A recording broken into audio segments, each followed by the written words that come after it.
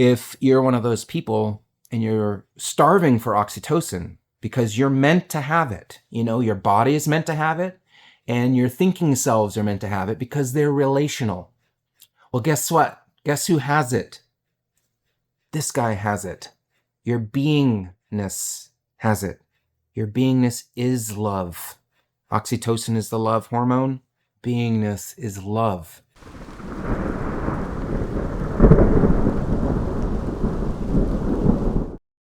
Hello, my friends. I think I've got a fun video for you here. I'm going to share several interesting ideas that have been gelling in my mind and in my being.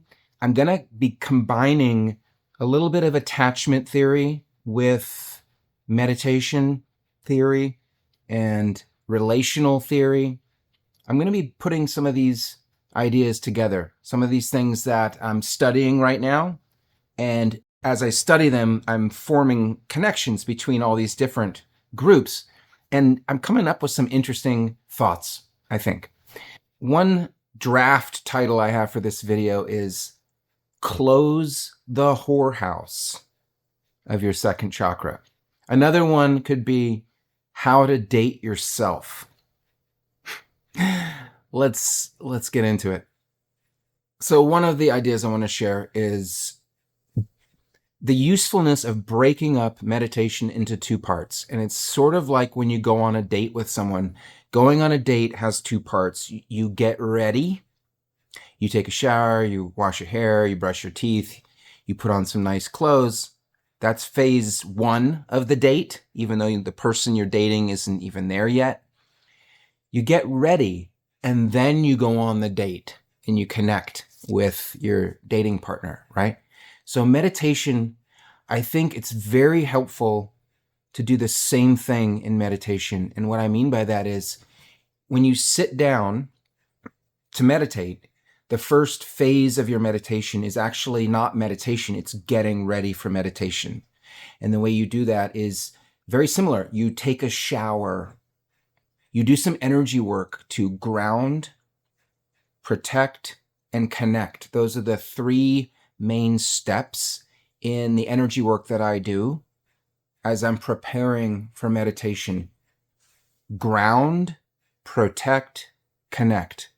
What that means is I send a grounding cord to the center of the earth from the center of my body, and I establish that connection. That's grounding.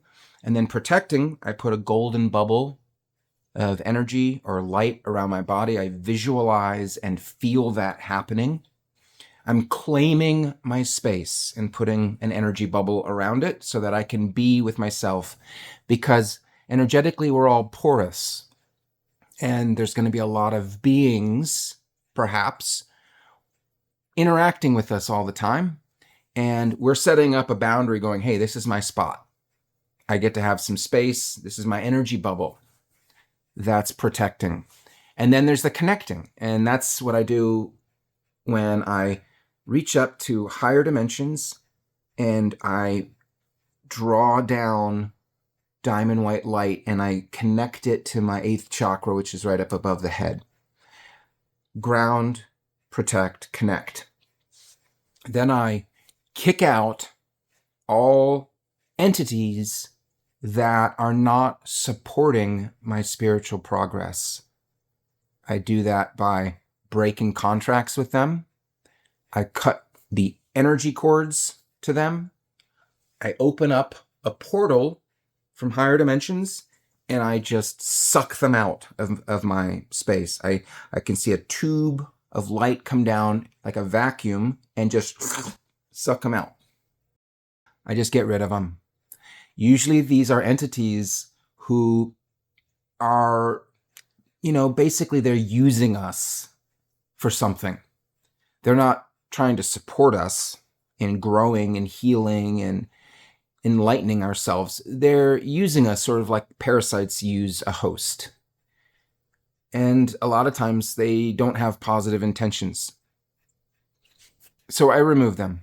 Once I've removed them, I visualize any kind of energetic stuff, which we could call karma, energetic stuff that my relationship with those entities has created, because when we are in relationship with someone, we create energy forms. Our interactions, our goals and desires create energy forms. I want to get rid of all that stuff because it has its own weight. It has its own gravity. It can draw entities back in if we leave it there. So I just see white light coming down and just sort of atomizing it, just dissolving it back into energy.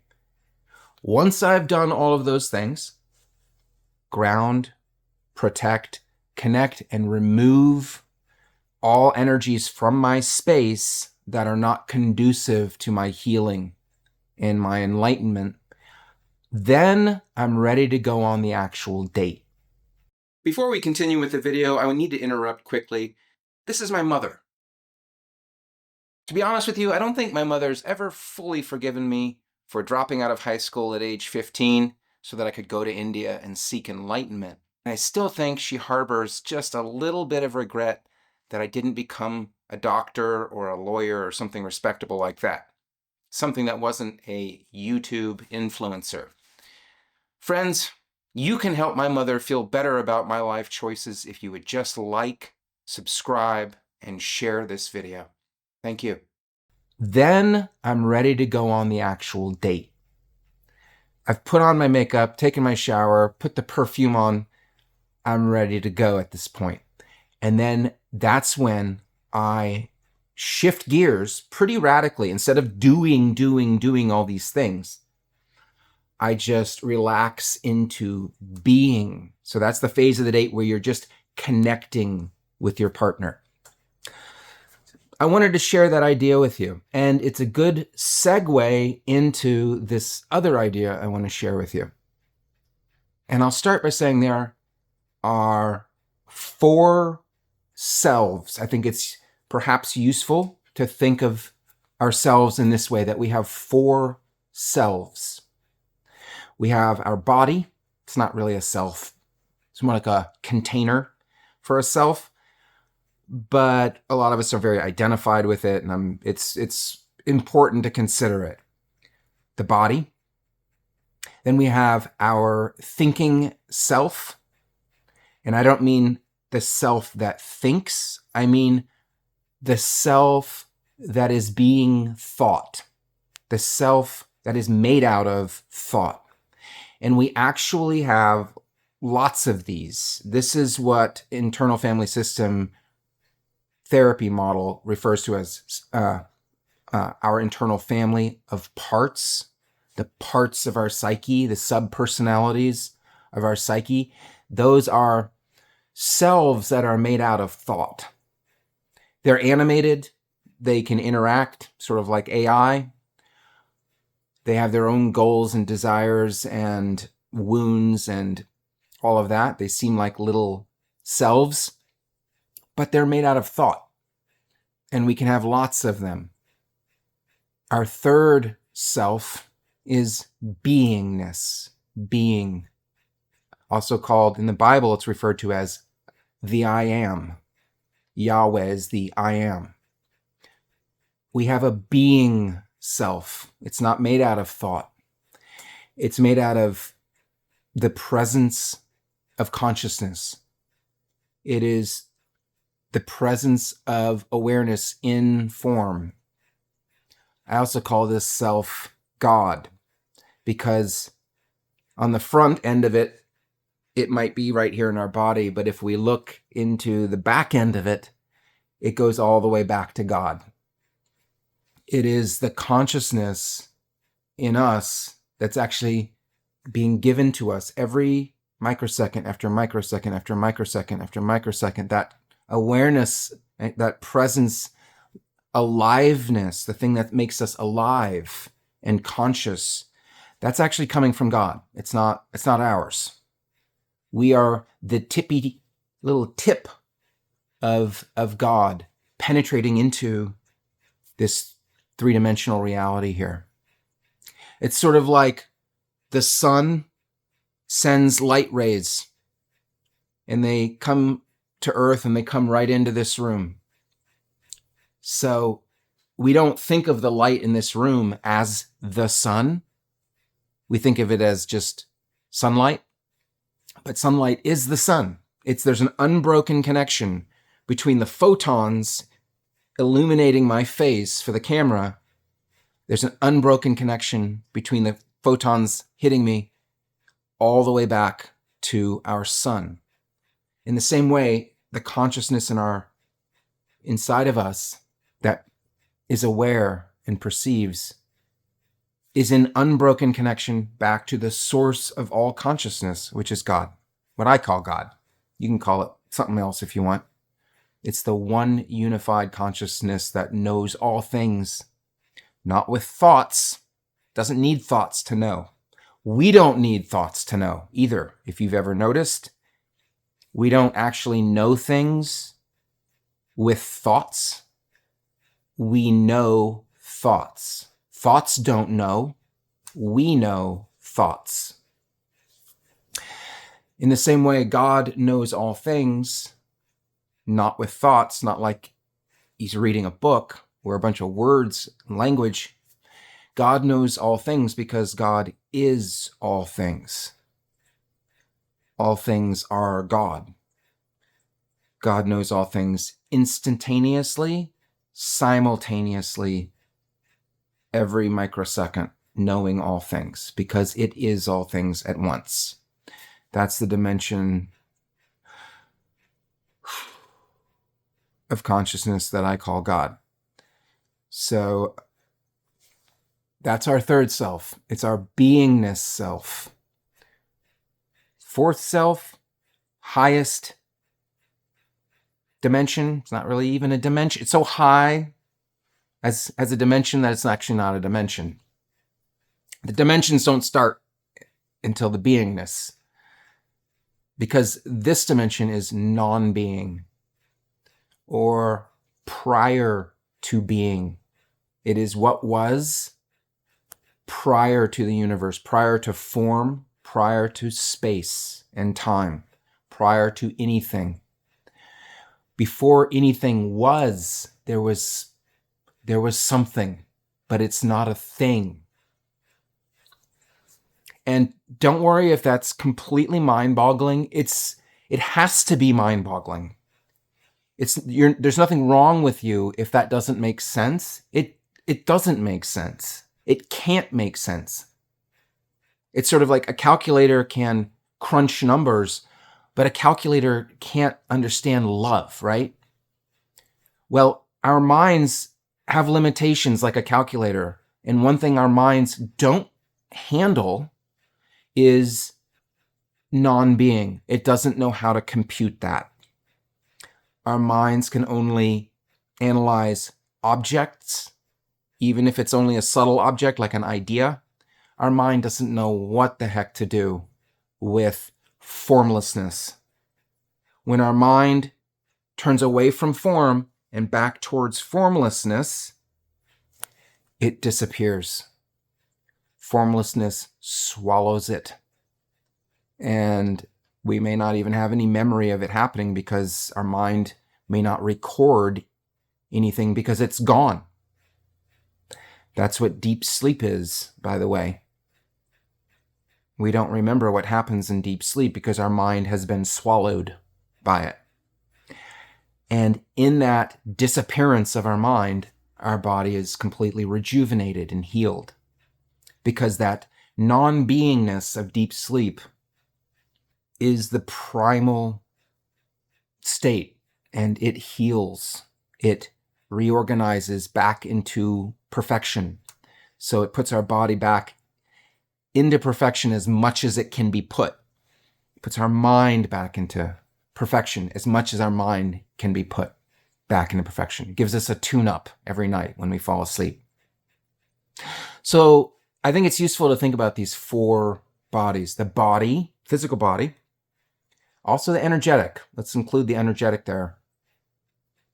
The thinking selves. I said thinking self at first, but I wanted to keep it simple. But there's actually a lot of them. Thinking selves. The selves that are being thought. They're made out of thinking, being, the presence of consciousness in three-dimensional reality. And then there's non-being, prior to three-dimensional reality, prior to form. They call it the absolute. In India, they call it Brahman. In Christianity, perhaps when they talk about before God created the universe, when darkness was on the face of the deep, that to me resonates with non-being, that same dimension of non-being. Some people call it the void. In Buddhism, they call it, I think, the void. And some people have an experience of a black emptiness that is yet aware. It's not black because it has the color black. It's black because there's no color there. There's an absence of all form, including color. And when there's no color, it appears to be black. Just sort of like outer space appears to be black. It's not black. You can travel forever in outer space. You're not going to end up in front of a black wall. There's nothing there that's the color black. The reason why it's black is because there's nothing there. There's so much nothingness there that it just registers to our eyes as black, right? So of these bodies, two of them are relational. Our physical body has to, and energetic bodies also, have to relate. We get food, we work with other people, and so on. They're relational. Our thinking selves, that's where the ego lies. All those parts, those are little egos. They always arise in relation to an other. They do not exist on their own. They exist in relation, and if there's no one actually in the room with us, then they exist in relation to an imagined other. Being is not relational. You could say it is isnal. It is being-ul. It just is. It's just being. It doesn't relate. It is. When I'm in my beingness and I'm looking at you and you're in your beingness, we're not relating to each other. We're one. We're one being. When we're really in our beingness together and we're looking in each other's eyes, we don't see an other, we see ourselves. That's also called love. That's what love is the experience of our oneness with somebody. Beingness, I forgot to say earlier, is love. It is inherently loving. Like fire is inherently warm and bright. Fire is not this separate thing that is sometimes warm and bright when it wants to be. Fire is inherently warm and bright. You can't separate the warmth and brightness out of fire. In the same way, beingness is love. You can't separate love. It's not loving. Beingness is not loving. It is love. You see what I mean? What we call love is actually being. It's just another name for it, another aspect of it. So being is not relational. Love is not really relational. Love is the absence of relating. It's when the division has melted away and then the oneness is recognized. That's what we call love. Non-being, obviously, isn't relational either because there's no such thing as, there's nothing to relate to in this state. It's honestly, non-being is not loving. That highest reality that we are ultimately, that all things are, that this pillow is ultimately is, okay, I don't know if I should go there. Yeah, well, I've just teased you. So somehow that pillow is non-being. But anyway, let's just leave that aside because I don't even fully understand it to be able to speak it to you. But non-being, that highest dimension, is not loving because in that dimension there is nothing to love. However, it is, you could say, the higher octave of love. which is bliss and perfection. Bliss and perfection is what it is, just like love is beingness and beingness is love, and they're inseparable. They are the same thing. Bliss is what this highest dimension is. Perfection is what it is. Existence is what it is. Pure existence. It's not born. It doesn't die. It is. And that's hard. Again, we're talking about stuff that our mind, it can't wrap itself around. Doesn't compute. And that's okay. There's nothing wrong with you when it doesn't compute. That can't be computed.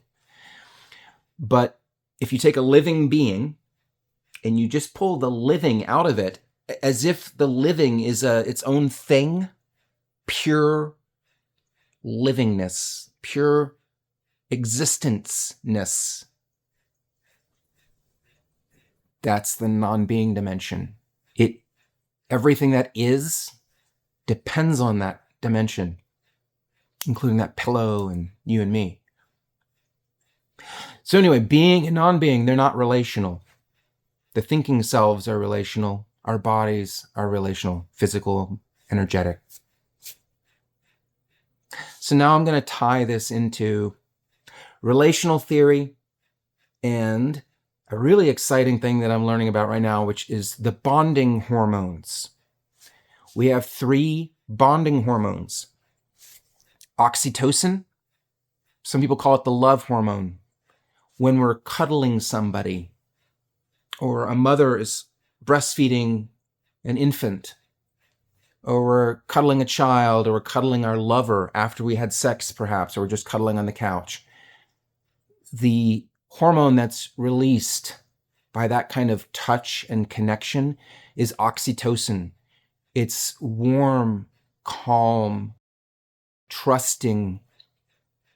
It feels really good. And it feels loving. I think it's related to the heart chakra, most likely. That's one of our bonding hormones. Dopamine is another bonding hormone. That is more like excitement, more like wanting. Have you ever gone shopping just for the excitement of shopping? And when you buy something, you kind of quickly lose interest in it and you want to go shopping again and buy something new. Maybe you go thrift store hunting, you're hunting around for something and you're kind of excited. It's pleasurable. Maybe you're dating lots of people, you're looking for someone, you're hunting around. That hunting, that wanting, and the motivation to go out there and get it, the excitement and pleasure that comes up in you, that's dopamine. When it comes to relating, the dopamine is the thing that motivates you to go find a partner, to find something valuable. But then when you find the partner, your system switches and you actually connect with them. It switches to oxytocin. So the dopamine is like wanting, oxytocin is like having and enjoying it, enjoying what you have. Some people, if they have some relational trauma, their system has shut down the oxytocin. And so when they enjoy dating, but they don't enjoy a committed relationship because their oxytocin isn't functioning, they don't really enjoy that bonding phase. That's when you have a sex partner who's really excited about you, but after you have sex, he doesn't want to, or she doesn't want to lay there in your arms, wants to get up and go to work and do something else. It's not because he's a jerk or she, it's because the brain isn't producing the oxytocin. It doesn't know really what to do with the cuddling thing, doesn't really get anything out of that. Doesn't get a good feeling or a reward from cuddling because sadly, something happened to that person and that they made the decision not to bond. The bond in their early childhood or even past lives wasn't safe, so they stopped bonding. They turned off the little faucet in their brain that produces that oxytocin. They can turn it back on again, I think. And then the third bonding hormone is called vasopressin. That is the bonding that comes from solving problems together with someone. I haven't confirmed this, but I strongly suspect that that's why soldiers who are fighting side by side bond with each other to an insanely intense degree, where they become willing to die for each other. And they might hate the military, but they stay because of their comrades at each side of them. They become super bonded because they're going through these intense problems and solving them together. Recently, I realized that I need to be doing chores with my 2 children more often so that we can have that vasopressin bonding together. When they wake up, we're going to go outside and pick up all the apples that fell on the ground that have been rotting there for a while.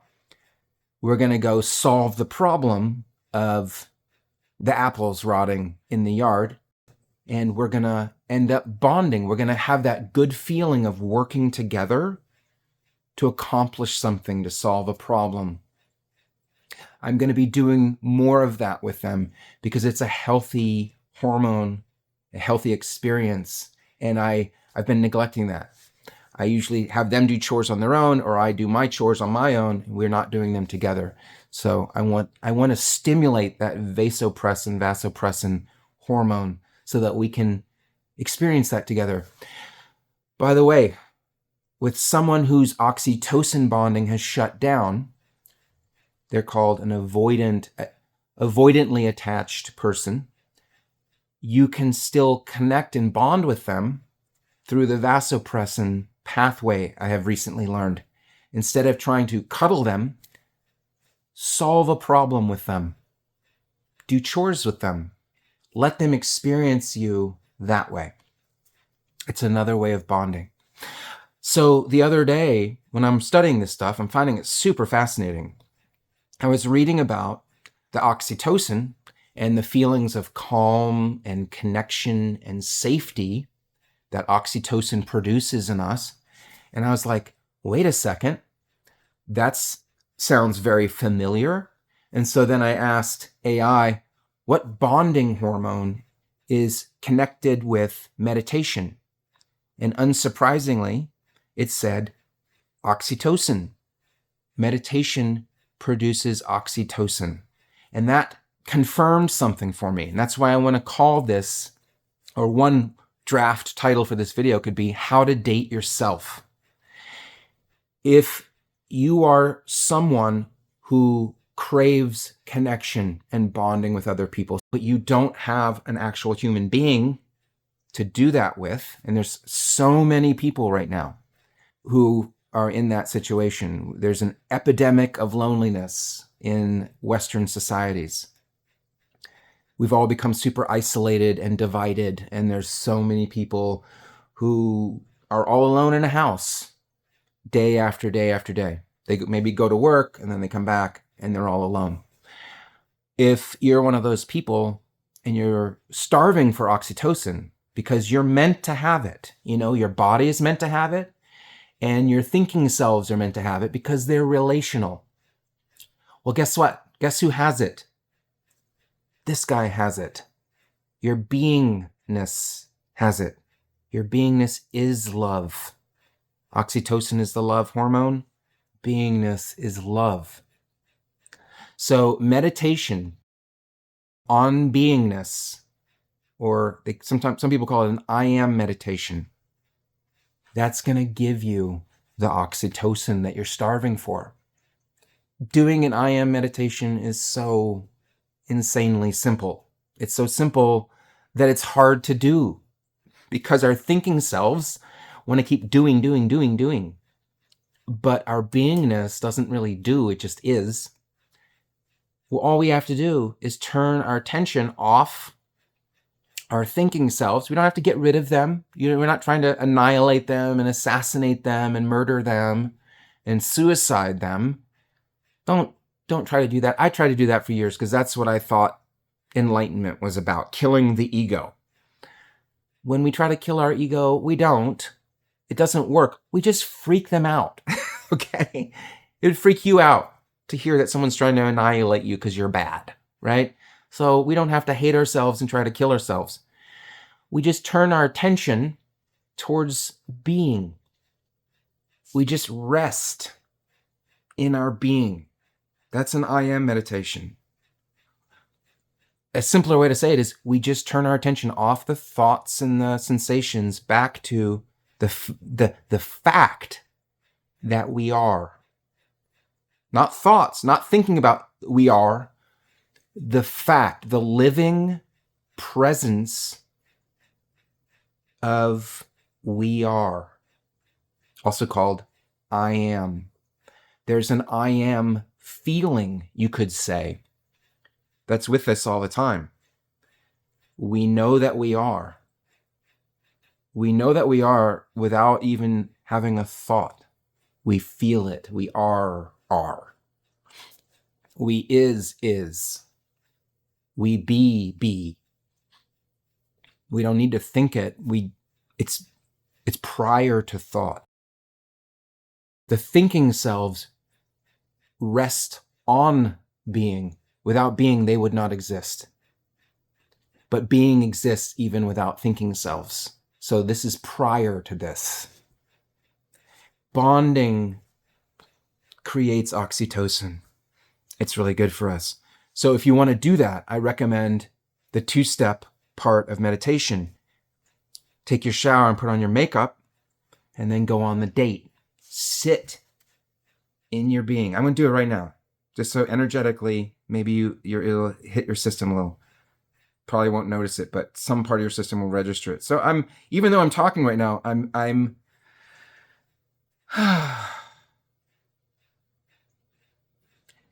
because we can connect with our being even with the thinking selves. The thinking selves can just go mile a minute if they want to. But I've got part of my attention, and my hands are going into mudras on their own. I've got part of my attention on being, on I am. That's why there's a smile on my face, because that love, that oxytocin is, I guess, releasing. Just keeping a part of my attention on the I am. This feels so good. I was doing I am meditation every morning. I would wake up before dawn, so I had enough time before work to do an I am meditation. And I would practically squeal with delight, waking up at 4 or 5 in the morning. I was so excited to go sit on the couch and just sit in this I am. I now understand that, I didn't have a relationship. I haven't had a relationship, practically haven't had a relationship in 10 years. And so there's that part of me that's craving the oxytocin because I'm very into love and connection. And I now understand why I was so excited to wake up and meditate, because I couldn't understand it at first. Why am I so excited? Like Tom Cruise jumping on the couch, Oprah's couch kind of feeling. I'm so excited to go sit in the dark. Why? I now get it, that it's because I was going to get my oxytocin. I was going to connect. I was going to date my beingness, not dating a woman, because there wasn't one. I was going to date myself. So that's the concept there. Last concept before we wrap this up is close the whorehouse. What do I mean by that? Well, this comes out of my meditation, what I saw in my meditation this morning. We have an energy system composed of energy centers, just like our body has organs that serve specific functions. Well, our energy body has organs in it, and they're relational. They take in energy, they put out energy.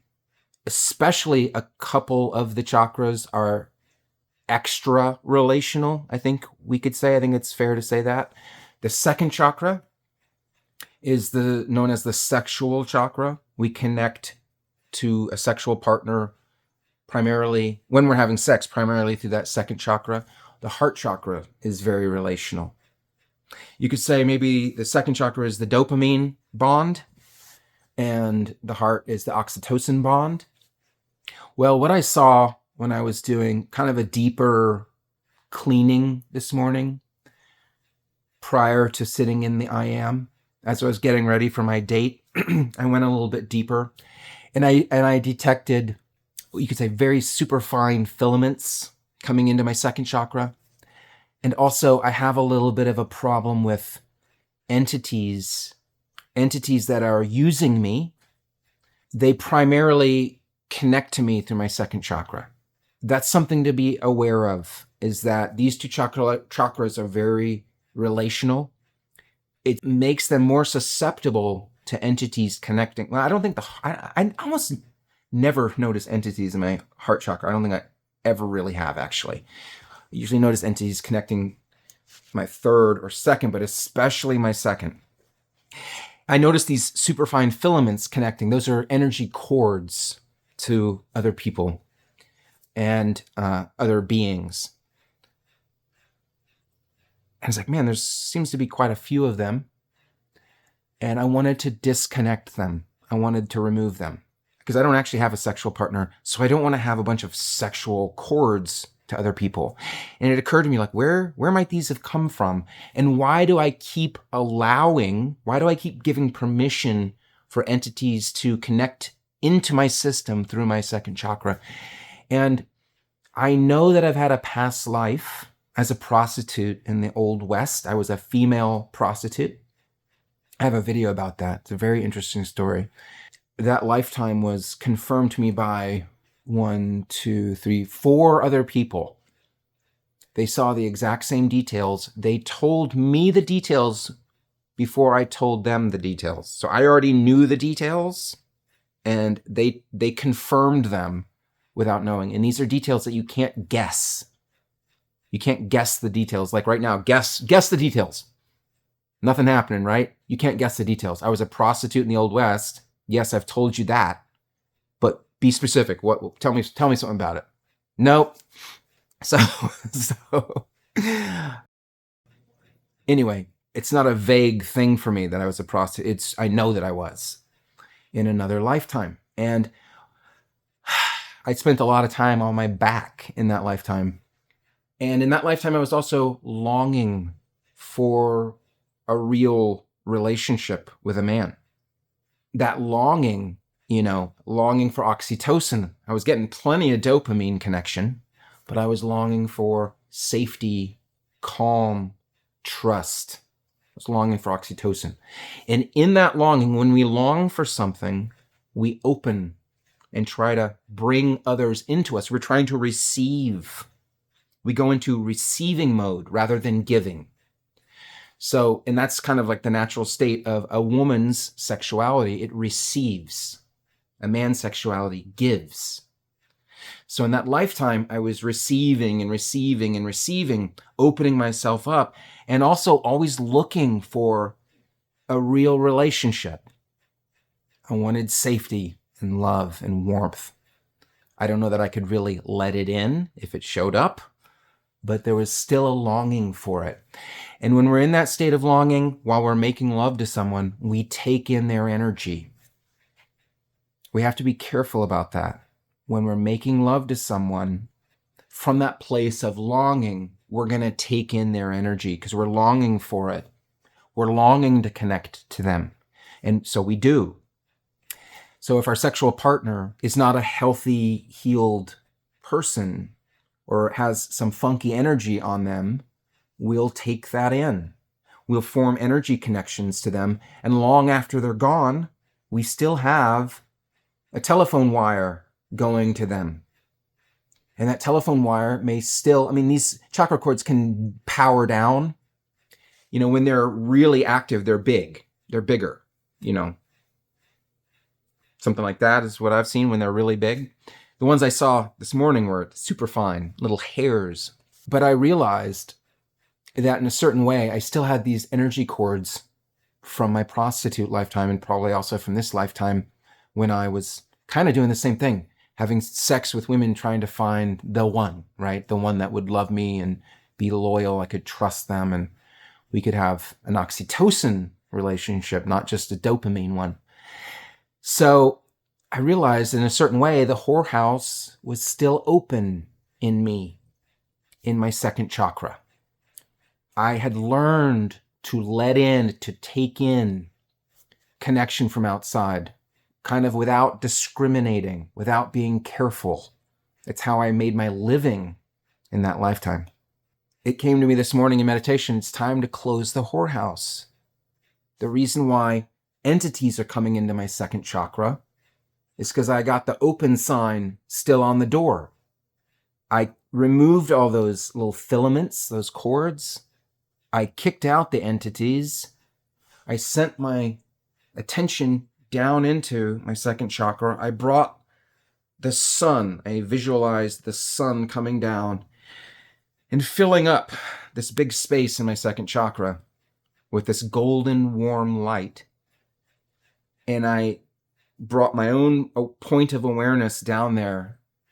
And you could say I visualized myself standing in my second chakra and reasserting my dominion over my own second chakra. I closed the whorehouse. No longer open for business. No longer going to just take in a connection that way and try to just let anyone in. I had to reorient myself with how I do my second chakra, reasserting my ownership of my own energy field on the second chakra level. I suspect I'm not the only one, especially if you're an anxiously attached person who's longing, in that longing state. You will have probably brought in energies to your second chakra. If you're securely attached, maybe you haven't. Maybe you were wise enough to discriminate. But an anxiously attached person is so caught in longing that they don't discriminate very well. Avoidantly attached people don't try to bond as much, so they might not have as much work to do there. But if you are historically or currently an anxiously attached, closing the whorehouse might be an important thing for you, just as it was for me. I hope you don't find that insulting, that title. It's a little dramatic, but the idea is you're not a prostitute. You don't have to sell yourself. You don't have to give yourself away.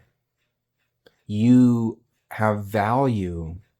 You have your own oxytocin built in, and you can date yourself, connect deeply to yourself, and then you can find a partner later, perhaps, or perhaps not, whatever.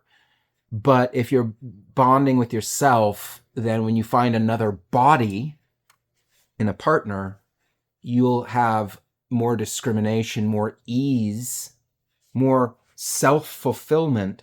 So you don't just grab the first body that makes itself available to you and try to have the deep bond with that one, and then even if they're not capable of it, right? So that was kind of a long ramble, but I think there's some interesting and extremely useful ideas in there. Close the whorehouse, kick it all out, bring golden light in there, go down in there and own it. Rewrite the contracts that you have for your second chakra. You no longer are open for business. You are now discriminating. It's by appointment only. You have to go through a process of approval before I'll let you in. We're no longer a whorehouse here. We are an exclusive club that only lets in certain people. People who show themselves to be healthy and have clear energy systems, that we're not going to take on any funkiness and so on. Get rid of all the old connections. Get ready for some new ones that you choose very consciously and awarely. I guess that's all I got for you this morning, guys. Hope you found it interesting, enlightening, healing, perhaps. All right, cheers.